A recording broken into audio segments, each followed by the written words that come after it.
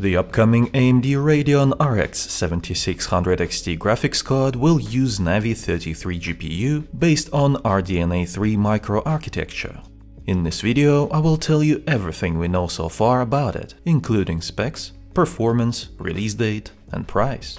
Additionally, we have a pretty good performance estimation based on the leaks. So I have put together benchmark charts for 1080p, 1440p and 4K resolutions to show you what you can expect from RX 7600 XT in current popular AAA games later this year.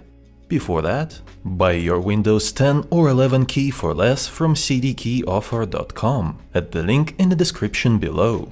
Use code IV20 to get a 25% discount that brings the price down to as low as $16. You can securely check out with PayPal and receive your Windows key in minutes, ready to be activated on your PC. Let's start with specifications. RX 7600 XT will have 8GB of 18 to 20 GB per second GDDR6 memory, up to 128 MB of Infinity Cache, TDP around 200 watts, and a Navi 33 GPU manufactured using the TSMC 6nm node. You may have heard that AMD is going to make multi-chip GPUs this year. Well, RX 7600 XT will not be one of those. It has a single chip design.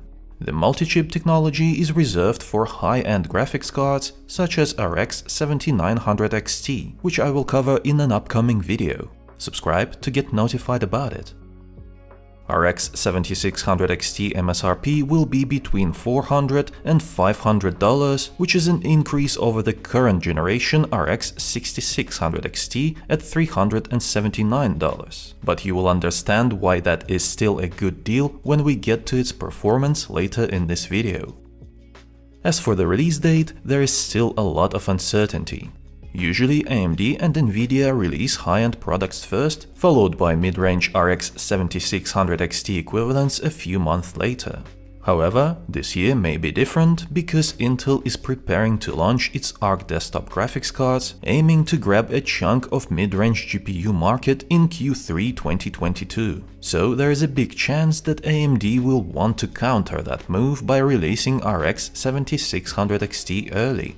Considering that, I expect to see RX 7600 XT launch in Q4 2022 or even earlier.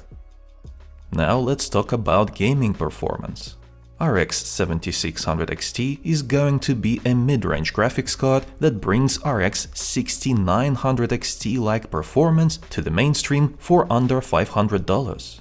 However, considering that it will have just 8GB of memory, it is safe to say that AMD will most likely market it as a 1440p gaming GPU. FYI, the RX 7600 XT FPS values in the following charts are based on estimates.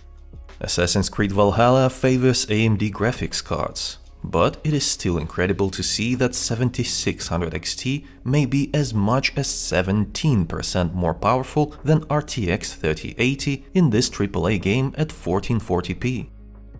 Comparing AMD to AMD cards in Far Cry 6, we see that 7600 XT may be over 20% stronger than RX 6700 XT in this type of games. Next up is Watch Dogs Legion.